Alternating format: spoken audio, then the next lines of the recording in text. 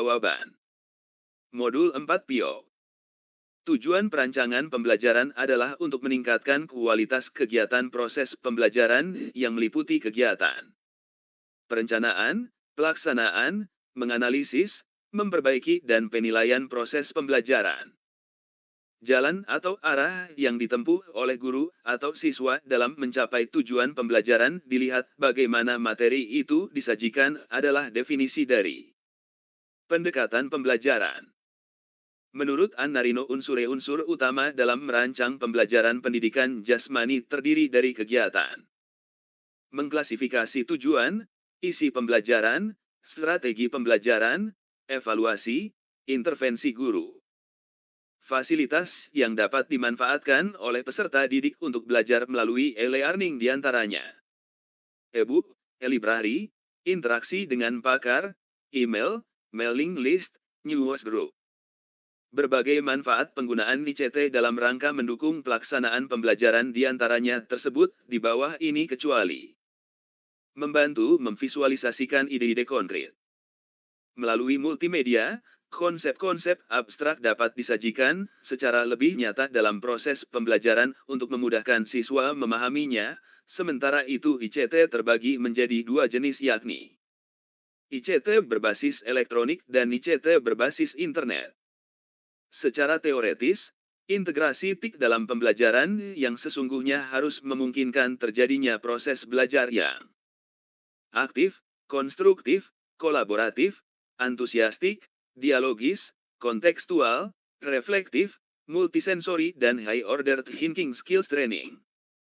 Dalam kurikulum 2013 salah pendekatan pembelajaran yang dianjurkan adalah menggunakan pendekatan saintifik. Dalam pendekatan ini harus terjadi proses kegiatan 5M, yaitu mengamati, menanya, menalar, mencoba dan mengkomunikasikan.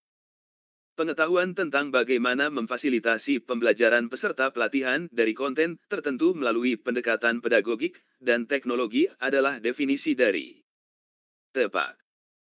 Dalam kegiatan penutup pembelajaran, guru bersama peserta didik baik, secara individual maupun kelompok, melakukan refleksi untuk mengevaluasi diantaranya yang tersebut di bawah ini kecuali melakukan kegiatan berdoa baik tugas individual maupun kelompok.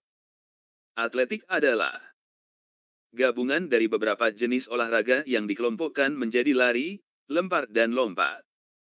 Pelari dengan jarak 100 meter sering disebut dengan istilah sprinter. Perbedaan bentuk sikap start jongkok dengan yang lainnya akan terlihat pada aba-aba. Bersedia. Kunci pertama yang harus dikuasai dalam lari jarak pendek adalah start pertolakan. Di bawah ini yang bukan termasuk cabang atletik nomor track adalah lari sprint. Kemampuan jasmani dalam menyesuaikan fungsi alat-alat tubuhnya terhadap tugas jasmani tertentu tanpa merasa kelelahan yang berlebihan disebut juga kebugaran jasmani. Berikut ini komponen yang termasuk dalam kebugaran jasmani, kecuali kecepatan. Kemampuan gerak manusia yang dipengaruhi oleh kondisi sistem-sistem organ dalam tubuh disebut komponen biomotorik. Elastisitas otot, tendo, ligamen, dan bentuk sendi merupakan faktor yang dapat mempengaruhi kelentukan. Jogging dapat memperkuat dasar dari penggunaan komponen kebugaran anaerobik dan aerobik. Teknik pukulan dalam pencak silat yang sasarannya adalah bahu atau sendi bahu bagian kanan, lawan yang dengan kita yang saling berhadapan, disebut tegak. Yang tidak termasuk sikap seorang pesilat dalam menghadapi lawan yaitu menyerah. Yang tidak termasuk teknik pukulan pada bela diri pencak silat yaitu pusat. Pencak silat merupakan olahraga bela diri dari negara Indonesia. Sikap pasang dalam pencak silat ditinjau dari teknik penggunaannya terdiri dari terbuka dan tertutup.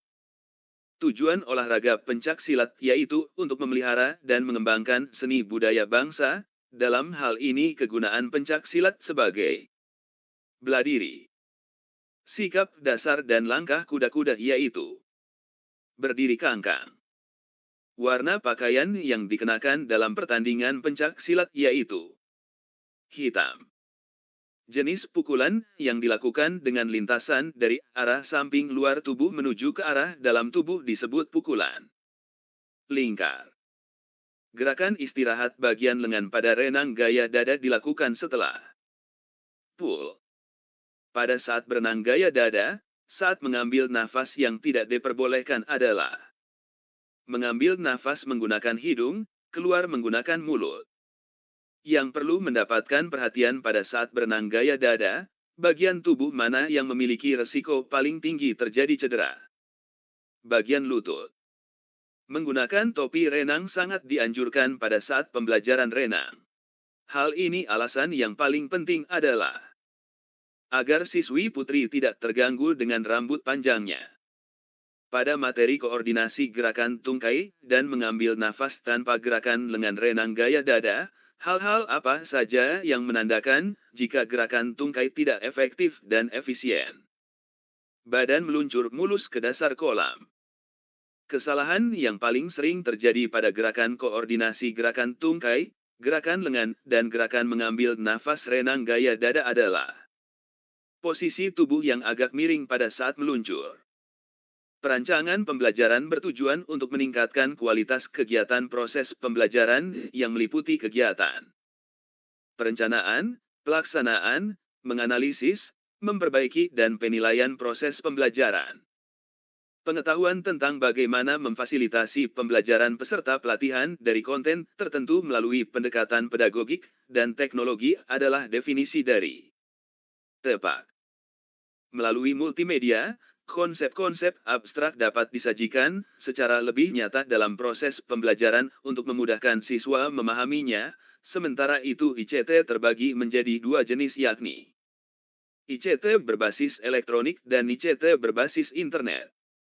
Pada kurikulum 2013 salah pendekatan pembelajaran yang dianjurkan adalah menggunakan pendekatan saintifik.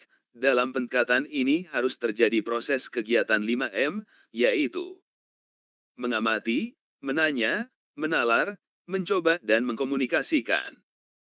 Dalam penyusunan rencana pelaksanaan pembelajaran yang termasuk ke dalam identitas adalah tersebut di bawah ini, kecuali materi tambahan.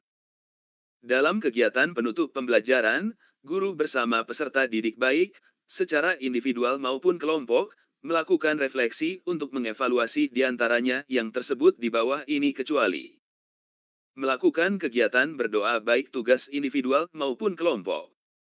Dalam memahami variasi gerak spesifik dalam berbagai permainan bola besar sederhana dan atau tradisional, pernyataan tersebut adalah KDK 3. Mempraktikkan variasi gerak spesifik dalam berbagai permainan bola besar sederhana dan atau tradisional adalah KDK 4. Tertulis di bawah ini adalah merupakan tujuan dari suatu pembelajaran, kecuali dapat menjelaskan cara membuat bola voli. Tertulis di bawah ini adalah sebagian dari materi pembelajaran bola voli, kecuali variasi memasang net. Tersebut di bawah ini adalah alat dan sarana yang dapat dipergunakan dalam pembelajaran piok, kecuali harmonika. Pada pembelajaran piok berbasis tepak, kegiatan mengamati dapat dilakukan seperti tersebut di bawah ini, kecuali membaca buku peraturan permainan bola voli. Tujuan pembelajaran dari materi gerak berirama ritmik tersebut di bawah ini, kecuali mampu mempraktikkan variasi gerak meroda dengan baik. Langkahkan kaki kiri ke depan, di muka kaki kanan tumit selalu diangkat tumpuan ujung kaki.